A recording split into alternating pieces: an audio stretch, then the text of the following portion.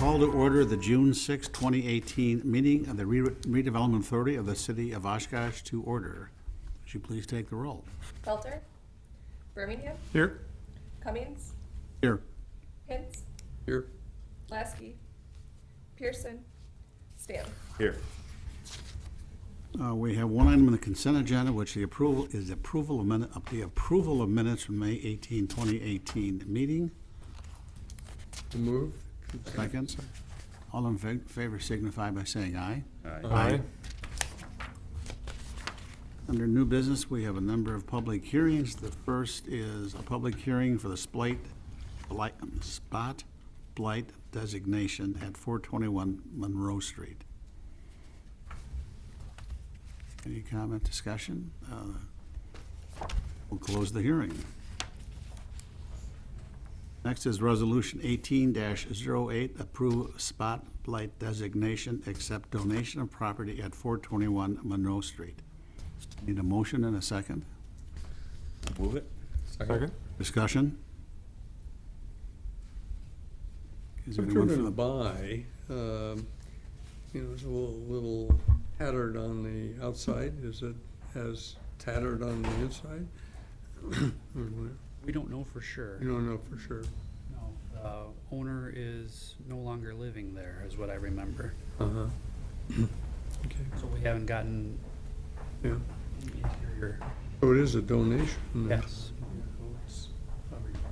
Speaks to the nature of the property. any public comment? If there's no further discussion, I would ask for the roll. Taken. Stan, Aye. Felter, You're for it. Stan. Birmingham, Sorry, wow. Yeah, aye. Hintz, Aye. Cummings. Aye. Motion carried, 401. Next public hearing is spot blight designation for 1524 Rush Avenue. Any discussion? Public hearing? Public I don't hearing. think we have anybody at the public hearing. We have no one, so we will close the public hearing and move on to Resolution 18-09, approve spot blight designation, approve acquisition of property at 1524 Rush Avenue. Motion and a second. I move 1809. I'll second. Discussion? No one- It's unique in that it's a fire damaged property, and that's why we'd be able to acquire it. We'd be looking at rehabilitating that so it matches the rest of the neighborhood. Very similar to the house we did on Yeah. the ranch. Yep, it's a ranch. Is the fire damage, I don't want to say cosmetic, but I mean, is it mostly limited to drywall and paint? Interior. My initial answer is it's going to be more than just cosmetic, but I believe Grant and Mr. Gresser were through that property. Yes, we did walk through it. Yeah. There is substantial fire damage. There isn't any damage in the basement, though, so we're hoping that it can be rehabbed.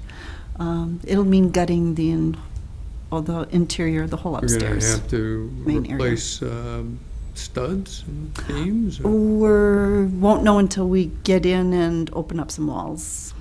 Mhm. So is this a candidate for the folks that were here last meeting? Probably not. We'd certainly offer it to them, but it's not really a neighborhood association type of location. It's not one of those. It's a well-established neighborhood. We just don't want to see it go down. So that's why, if they don't want it, I think the city would do it, and we'd probably come out even or close to it. So who's paying for the rehab? We have block grant funds that are acquiring it, and we determined which source of funding for the rehab itself. Was that just block grant or a combination with block grant and healthy neighborhoods money? No, it will be block grant funding, and so once it's sold, it'll have to be an income eligible homeowner. So if you take the maximum rehab cost plus the acquisition cost compared to the future assessed value, there's no margin in the project, No, and possibly even a negative margin. we're hoping not. But once we have access to the parcel, then we'll be able to have a better idea and can start getting some contractors through it to figure out what we can and can't do. If looks like it's gonna be way above and we're not going to, 5? yes, then we'll probably just demolish it and sell the lot. Right, could be a $22,000 scrape, Yep, Right. sell a lot, so. yep, so we'll know more once we have access to the site. Even if GoH and I were to acquire it, they may be faced with the same restrictions as far as income qualified buyer. Well, usually there's more opportunity for a good deal than this when we do these projects. But certainly the acquisition is fine. Will we vote again before we hit the 95 to 105? We can certainly bring Yeah, that let's- back specifically, yes. Once we know what the costs are, yes. Because I guarantee. Okay. No problem. If there's no further discussion, would you please take the roll? Stamp. Aye. Felter. Aye. Birmingham. Aye. Pitts. Aye.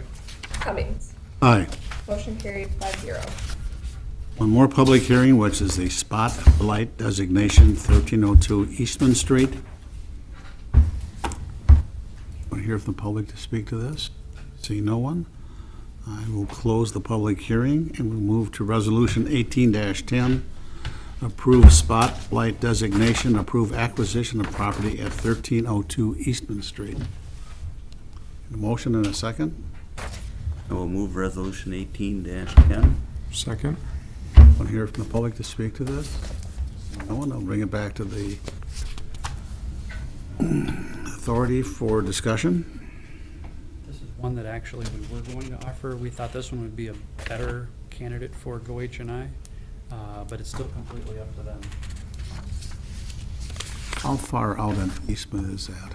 Almost all the way to the Waite Rug, block Yeah. away from Waite Rug. And there's no neighborhood association out there. No. Okay. But it is in the area east of Main Street and south of Packer, which is when they originally started working. Okay. It's not quite as visible as it would be on Bowen, but with Waite Rug and that project, that would be a nice boost to that neighborhood, I think. There's no further discussion. Would you please take the roll? Stamp. Aye. Felter. Aye. Birmingham. Aye. Pitts. Aye. Cummings. Aye. Motion carried 5-0. Next, we have Resolution 18-411, approve land disposition of vacant lot, 600 Grand Street. Need a motion and a second? I move 18-11. Second. There's no one here from the public to discuss. Back to the commission for discussion. We talked about this one before, right? Mm-hmm. How many square feet is that? It's not much dirt.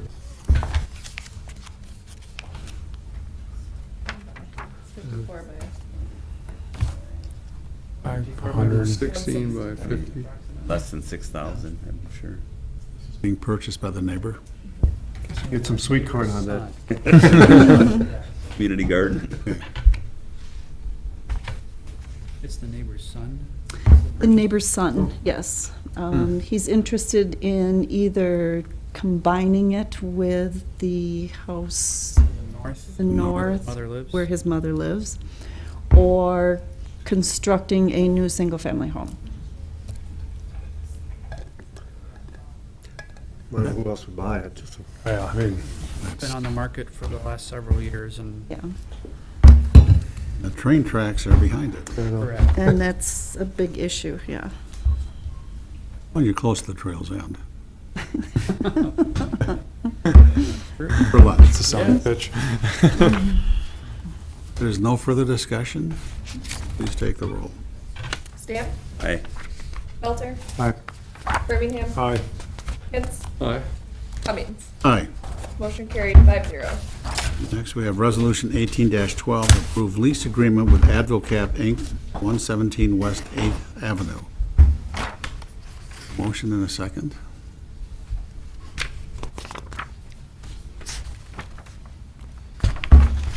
My turn. I move approval of Resolution 18-12. Second. Discussion.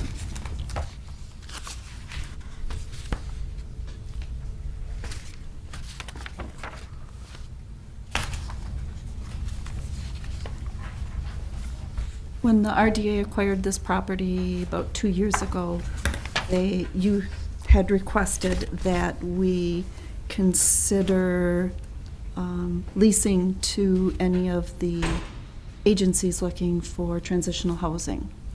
And several were contacted, and Advocap is the one This is the only one. was that I- interested. Mhm.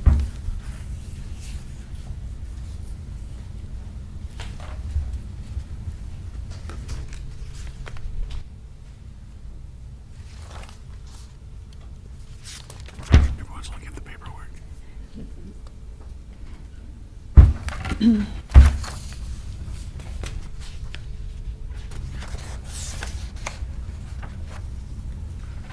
Call the question? Should take the roll. Stamp, Aye. Belter, Aye. Birmingham, Aye. Pitts, Aye. Cummings. Aye. Motion carried 5-0. Next on the agenda is a discussion item, which is the 2018 CDBG Action Plan. Thank you, Mr. Chairman. Each year, staff, specifically Ms. Brandt and the rest of the community development staff, work on identifying priorities for CDBG funding, and that runs from housing rehabilitation to blight removal to public services, if you recall. And then, in this particular case, I think we have a guest. Is this where the guests are supposed to talk? Yep. They have a project that we can potentially include in the 2019 CDBG action plan. So we invited them to give them an opportunity to provide a little education to the RDA prior to any kind of adoption of an action plan for the city, and potentially RDA involvement with the project. And with that, can you introduce our guests? I know one, but not both. Sorry. Yes, we have Lorraine Yarbrough and Justin Mitchell from the Day by Day Warming Shelter. And we've been working with them, I don't know, the last 6 months or so. But I believe city staff has been working with them longer on the Day by Day's need for a permanent warming shelter in Oshkosh to address the homeless population. And so the city is looking to acquire a lot in the downtown area, which would be the central city area, and donate it to Day by Day for their construction of a new facility. The city cannot use federal funding for new construction, so we felt this might be the best approach to assist in getting a facility in Oshkosh. So Lorraine and Justin would like to give a presentation. I'm Lorraine, by the way, and that's Justin. Sure. I just didn't want to stop here. Thank you.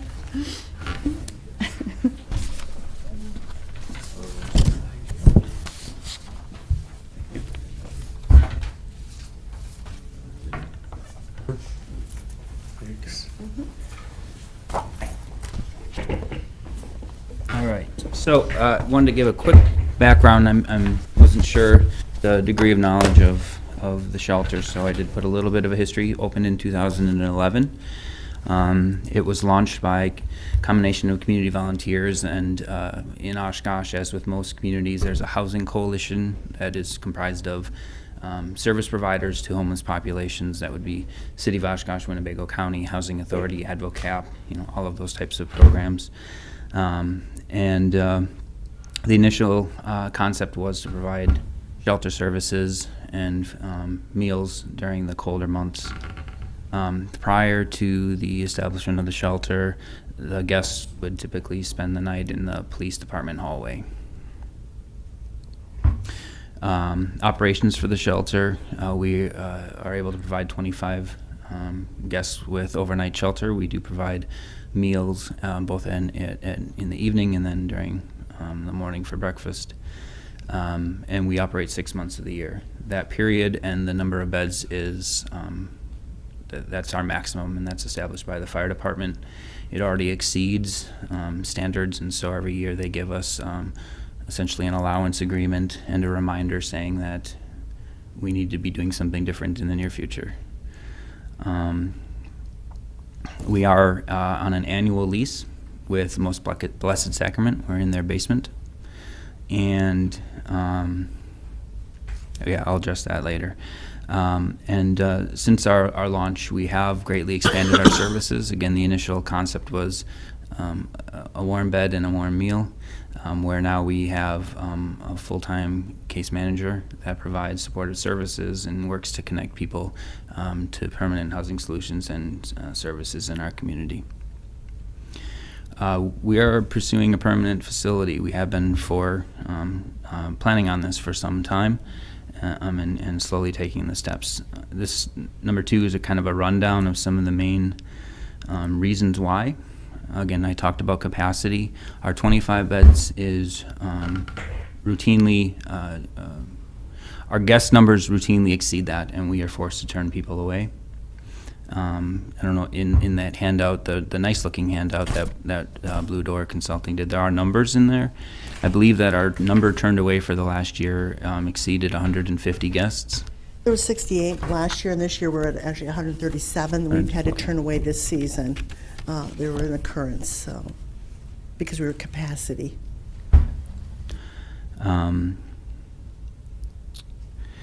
Just to oftentimes, though, the most evident side of when somebody's turned away is the potential health risks for them. Where do they go? But folks in the field, folks in city government, in policing understand that there's also a significant other side of the cost, and that is to the policing of those individuals who may commit a crime to be able to go to jail to have a warm place to stay that night, or the health department services. One of the guests that we had to turn away last year, I think, ended up being taken to the hospital, the emergency room, due to frostbite, lost several fingers. And those are costs that are borne by the rest of the community then. Costs beyond just the direct impact to the homeless individual. Uncertainty, we do rely on the church to say every year, we'll renew your lease. And that may seem obvious that it's not a space necessarily that they were utilizing before. We really were scared, I guess, if you will, the board, several years back when there was discussion that possibly the church would utilize the school facility that we're under. And our populations don't necessarily mix well with a student population. Some of our guests have criminal backgrounds. Some of them may be active users of certain substances. And as a result, we were potentially faced with not having a facility. And I equate it to not so much City Hall. You might be able to get by if you were told you had to vacate this facility, but it would be more like your swimming pool, where if your swimming pool was closed, your operations closed and you're not in existence. So that was a serious kind of fire that got lit, motivating us to move forward with this. Collaboration, we are in a basement, and collaboration opportunities at our space are quite limited. So part of the new design will be to include additional space for different agencies to come in and provide services, confidential meeting space for medical staff that come in and provide consultations. And then also, along with our case management, we would like to expand our offerings of on-site trainings and educational sessions. Improve safety. Currently, safety of guests and staff. You've heard me say this a couple of times. We are in a basement. It's not necessarily designed in an ideal fashion for providing comprehensive services that include, checking people's pockets, going through their possessions, locking up prescription drugs, all sorts of things that you would do that have provisions of safety that we would like to be able to incorporate into our new design. In addition, we have steps, and so we are by no means handicap accessible. That does pose a challenge for staff who sometimes have to assist guests down, and so we would like to improve the accessibility of our services. And compliance, I mentioned previously about the fire department. Every year we have to get a special permit to be able to utilize our space and to provide the numbers of services that we provide. And every year we're reminded that this is a one-year thing. History of our permanent facility pursuit. Initially we didn't actually believe there was going to be an overflow issue. That quickly became evident, and so it's kind of been on our radar since the earlier start of the shelter. In 2015, the Community Foundation provided a $12,000 grant to study the issue, and they partnered with a firm out of Madison who did a year-long assessment. Members of the city, Elizabeth, was on that committee. Their findings stated that there are insufficient numbers of emergency shelter beds in the Oshkosh, and further that it's likely that the numbers of homeless individuals are at risk of homelessness is increasing, that they estimated 5,800 households in the community are paying more than 30% of their income towards rent, which would put them at risk for potentially losing their housing. In 2016, we started to take our own develop our infrastructure as an organization, where we started to budget for the cost to manage and maintain our own facility. We did a mission and vision session where we kind of reworded our programming to align with the goal for our own facility as well as our expanded services. In 2017, and this may have included some of you, we met with over 20 community partners to gauge their feedback on what they believe the needs were in the community, recommendations they had, and ideas for location, services, that sort of thing. We also began researching sites, and we toured over 20 sites, whether it be churches or downtown facilities or vacant lands over off of Bowen, and we gave considerable thought to a lot of them, including multiple visits for some.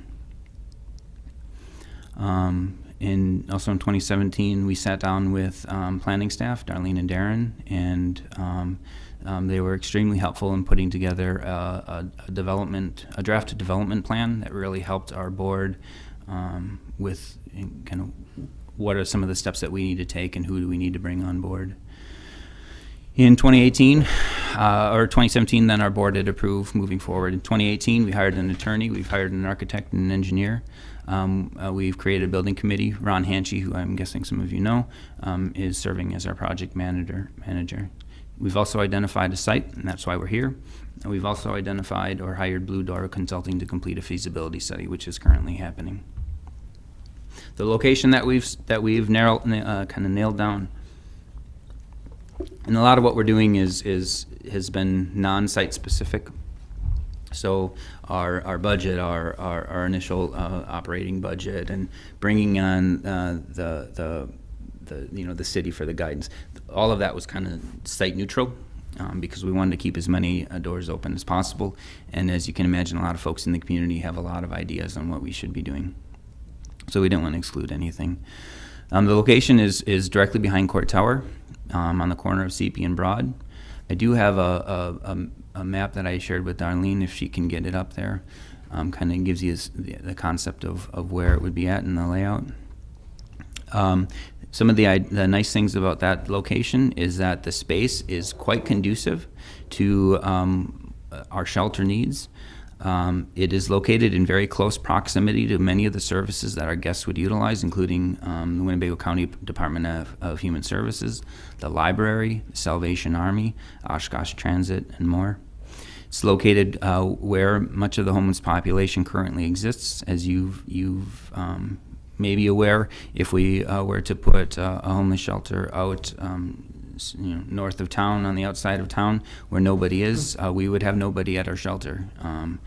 That transportation limits and familiarity are going to be major drivers as to whether they utilize the services or not. There is the option for facilities maintenance sharing with the Housing Authority, given that that's directly next to Court Tower. It's currently a vacant lot along the railroad tracks. The location has been viewed by city staff, the police department, the fire department, the Housing Authority, and other partners, and has been approved or supported by all of those parties. I did just note in G, 4.G, we did pretty extensive due diligence with trying to identify if it would be possible to utilize an existing building and retrofit it for our purposes. There are a lot of challenges given that we have people that sleep there.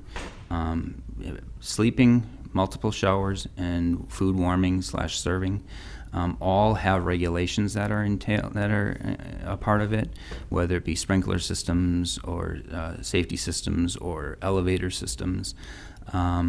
And we found some that worked in some features, and then half of the facility just didn't seem to work. Like the one church had a large open space, which is what we need for our shelter. They don't get individual rooms. It's in a large sleeping space.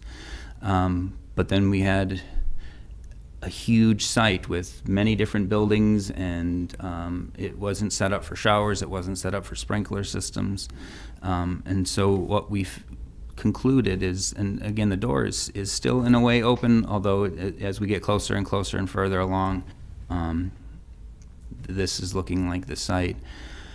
That we could spend a lot of money, if not more money, to get something that doesn't really meet our needs, or we could design our own facility that specifically meets our needs, and in most cases likely save some money doing it.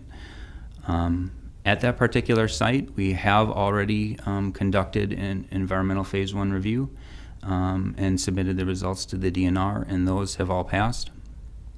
So the site is approved for, in that capacity, is approved for construction.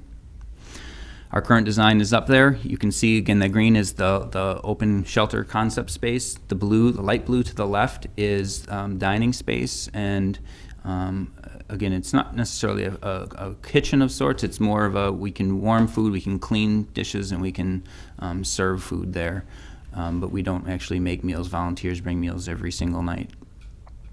There are extensive bathroom facilities, including multiple showers.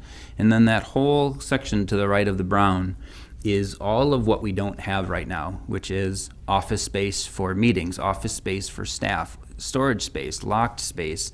Am I missing anything? No, you're pretty much covering it. Yeah, no, yeah, it's huge. We are also planning on the current plan is that we will have a basement, and what that'll do is allow the mechanicals to be downstairs, as well as to not have to utilize first floor space for storage of all of the supplies that we utilize. This isn't necessarily a review of our architectural designs. Those will be coming back to everybody multiple times, as Darlene has let me know. Our current team includes, again, Blue Door Consulting. They're leading our feasibility assessment. If they determine that this is not something that the community is able to support at this time, that would essentially halt what we're trying to do. Thus far, the meetings, which we've done over a dozen of them, have been very favorable. T.R. Carroll's, a local architect and engineering firm, who I'm sure you're familiar with, has been hired on. I actually work for the Housing Authority. I've been there for 11 years. I've also been on the board for 5 years. The city of Oshkosh has, the community development team has been a regular contributor to our meetings. Ron Hanchy, who I mentioned, is our project manager, and then various day-by-day board members, including Jim Marvin, who's the facilities manager for all of Clarity Care. Timeline. Do you want to go over the timeline? Go ahead. All right, I'll do a timeline. Oh, go for it. That's all right. So, I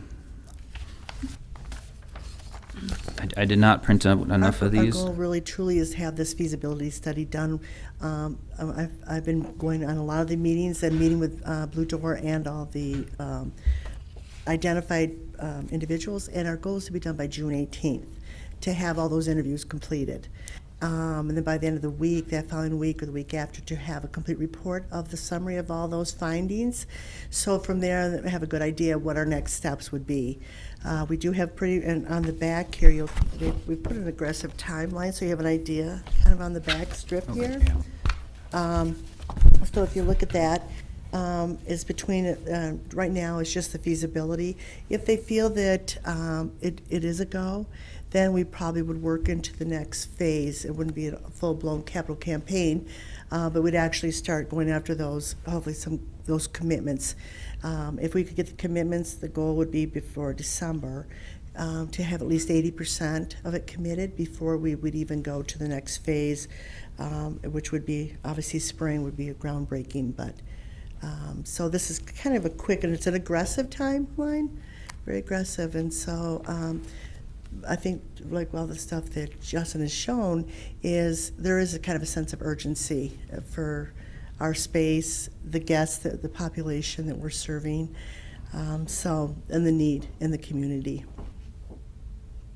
One other question that comes up that I thought I would just go over is our initial plan for the first calendar year that we're in operation is to maintain the same schedule of operations with the possibility of adding a week on both sides.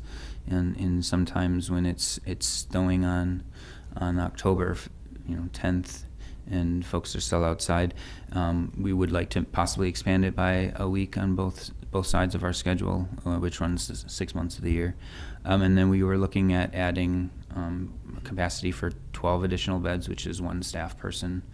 But other than that, we would not be doing the full capacity of our facility. We would not be going year-round, or any of those drastic changes that could be something to look at in the future. But they don't go hand in hand with us having our own facility. So I guess if there are any questions. Actually, this doesn't relate directly to the project, but, when you're looking at your clients, your customers, you see a range of possibilities for them, and you've had success in many cases, but I also expect that you are dealing with people who realistically are never going to fully come to grips with what their problems are. And I guess my question is, ultimately, how does day by day intersect with other kinds of housing opportunities, and are we in a situation where we also need to be dealing with people who really are going to need permanent housing of some kind? We have a really good relationship with, this is what our case management does, our operations manager, with the Housing Authority and our AVACAP. And every guest, there's a goal set up. There's an intake process to identify those goals, either is it a job or is it housing. From there, we meet with those resources to connect. In a situation, you may have one of the guests, you're right, may never have a job. So we're looking for permanent housing with them. And so then we work with the medical facilities, making sure we have those proper diagnoses, because you have to have the proper diagnoses before you can go to permanent housing. And they go on we work with it's called a VI SPDAT. It's a measuring tool to identify those needs, those crises, so they get on a scoring system. And so working with those resources, We have gotten some into permanent housing that would otherwise may not qualify. So unfortunately, as Justin was saying, there's a shortage. We all know there's a shortage of housing or transitional housing here in Oshkosh and actually everywhere. So we do what we can and working collaboratively with those resources, because our true goal, we've actually also we've had to use the situation of calling the Adult Protective Services and to get case management, that situation where sometimes individuals are not able to make decisions on their own and for their own safety, and ultimately based upon those resources may go into a group home or then get involved with the ADRC. So identifying those needs and those collaborations with those other resources, truly you're right, there's going to be some that are just, it breaks your heart, that are just choosing to be homeless, but our goal is to as many as we can. Right, but you think that you have a good handle on what the mission of day-to-day is at this particular time, and obviously you're making a big step in terms of a permanent facility there, but you don't need to, expand or rethink your goals and your objectives. We revisit those goals and objectives every year. And a lot of it becomes because of what we've learned the prior year. Now this year we've learned a lot more. The population changed, and we think we have it figured out. Then we find one more situation. It's like, okay, now we need to readdress that. And we are constantly modifying our programs to try to meet those needs. Different collaboration with another resource. We actually now are collaborating with the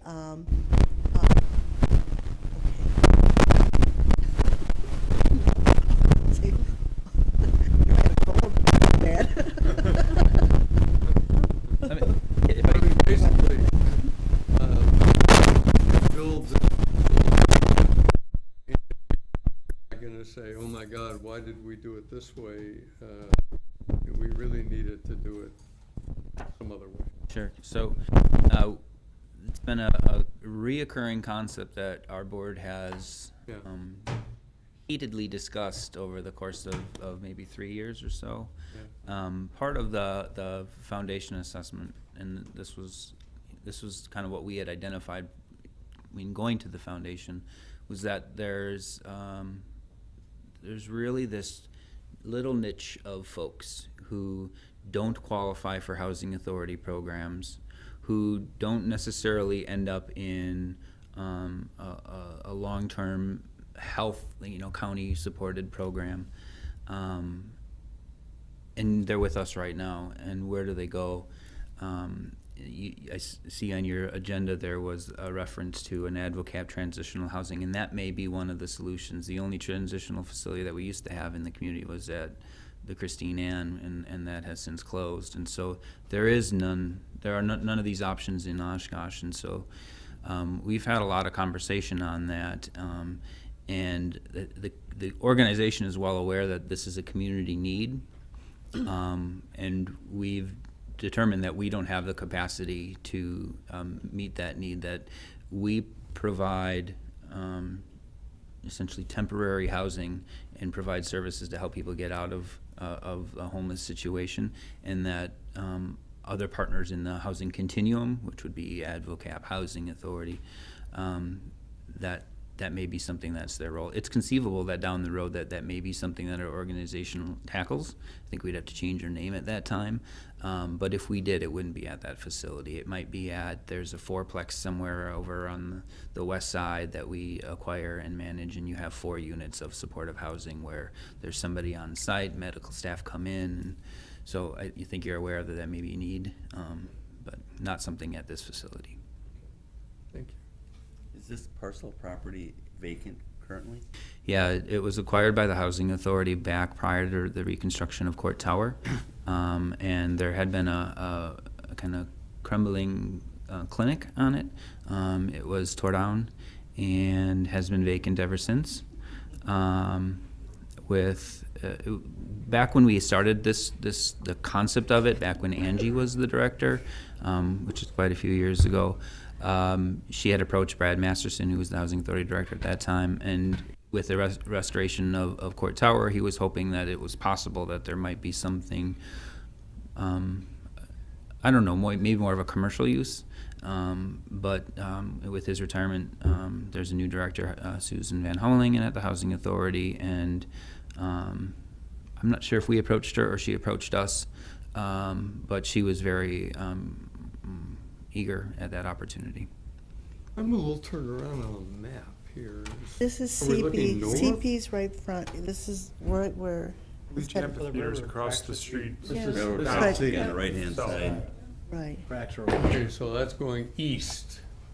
Yep. Yep. Is east, okay, got it. The building to the left of the dotted line are garages from Court Tower. Okay, got it. And the way that lot goes, it goes abroad, it kind of comes the back side and then over to Wagoo. So it's kind of an L-shaped almost. Yeah, there is a drive-through, so you could go actually up through the top of the screen. And there's, right at that corner, I think there's 2 rental units, or maybe it's 1 or 2, I'm not I think sure. it's 2 or 3, yeah. In the north Right-hand corner. northeast corner. But you don't see it on here. Forgive me if I'm missing something. What's the RDA's, like, I guess, how does RDA fit into the equation?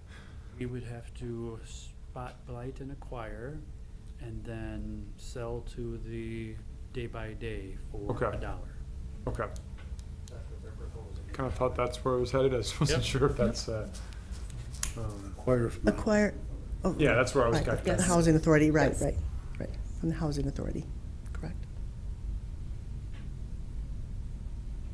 What percentage of your clients are from the Oshkosh area versus those who have migrated here?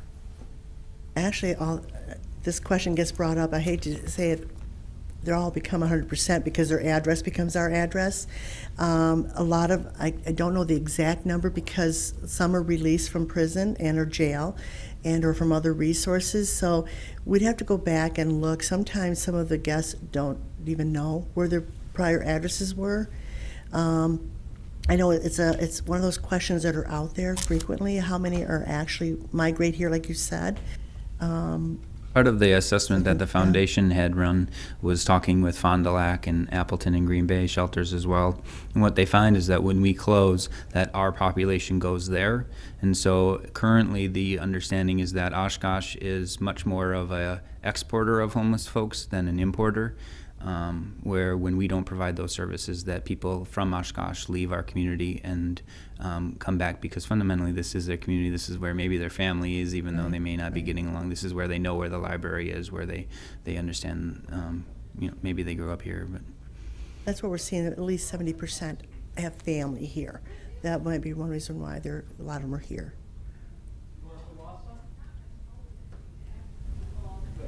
I believe you indicated that you weren't looking at a year-round facility at this time? no. We're doing it in phases. The goal ultimately would be a year-round, ultimately. But the board strategically said we need to do this in phases. Even though we have the bed capacity, 50, 55, 56, we'd have to change a lot of our staff ratios, our budgets would change, and we want to move that in phases of growth. And qualify that, we do provide services during the summer, so we do that now. We open up once or twice a week. We provide shower services, meal services. We provide case management, trying to keep people on task. But you can envision, we've gone from, this was created out of thin air, not by a large institution, and so it's really been baby steps of development or growth. And right now we have $1 a year in liability with our rental space, and to go from there to a full facility that we own, that's a big step. And so that was hard to stomach for some of the board members. And so kind of the middle ground was, well, let's take year one and not really change much of what we do, because we know that works. We can add 12 beds with one staff, and we know that won't disrupt too much or cost that much additional. And go from there. Like she said, the ultimate goal would be potentially to do a year-round facility, but that might include kind of a tweak of maybe we do things differently in summer than we currently do in winter, sort of idea.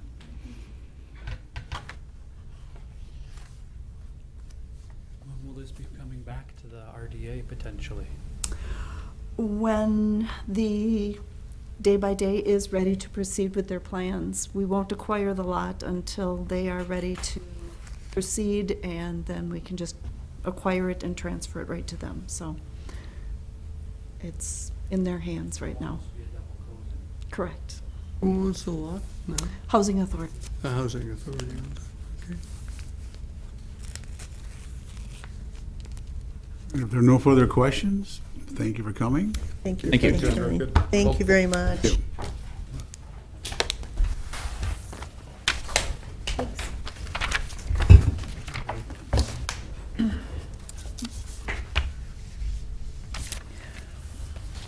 Mr. Davis, Yes, gave you several pages worth of updates on the Oshkosh Arena. Don't have really anything much to add since I drafted the memo last week. I'd be happy to entertain any questions that you might have. All good? RFP good, sawdust planning good, Miles Kimball good, that was approved by council. Oregon District is proceeding, they're gonna be in front of things. Art Dumke's still working on the Pioneer.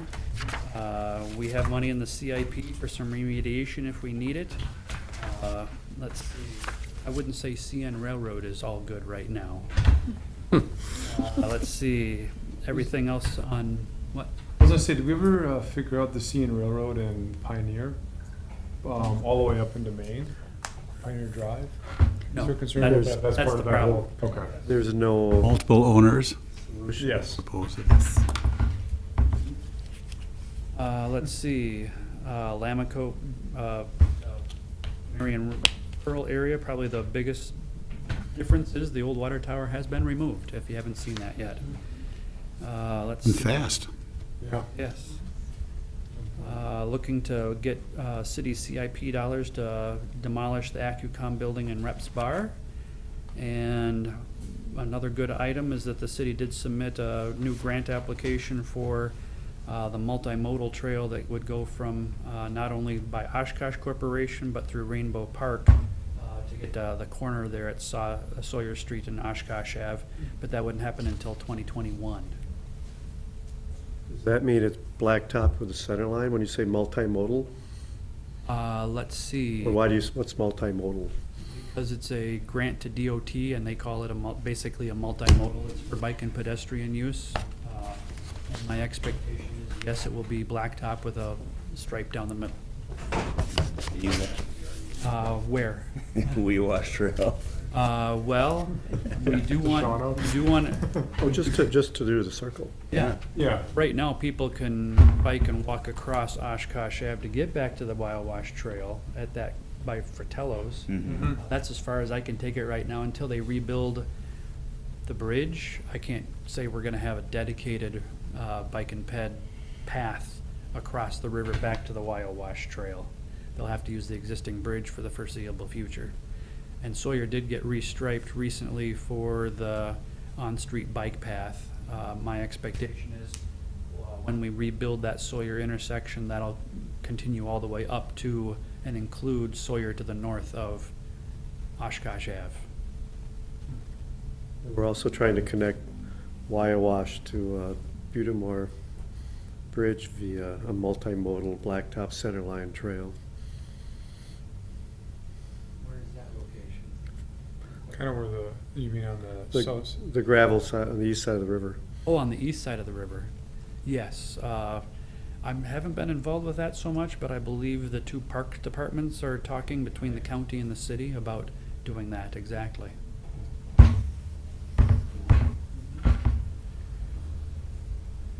Thinking about bikes, I'm gonna have to lift my bike over that fence until July 1st.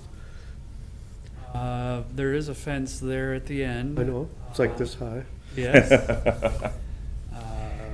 I wouldn't recommend you lifting the bike over the fence. Only a and 26-pound continuing. bike. I can do it. I wouldn't want you clambering across the top of the Well, fence either. it looks impressive though, when you get there. Looks Mhm. really good. Until we accept the final work of the contractor, we can't open it, so, technically, so. And that ribbon cutting scheduled for, Ribbon cutting isn't scheduled, but we should be able to open it before we even have the ribbon cutting. We're hoping to have a ribbon cutting later this summer. but we'd still like to open it in early June, or early July. Sorry, I was a month off. Early July. Maybe put some ramps up, Archie, like Yeah, we get over that. 2x10s, Yeah. like on the farm, couple of notches. All right, cut the camera. Cut the camera. Oh, yeah. I think, Way too much I think it, I think it's time. Don't I'd give look for a any motion to ideas. adjourn. So move. Second. Second. All in favor signify by saying aye. Aye. All right, now resume your discussion.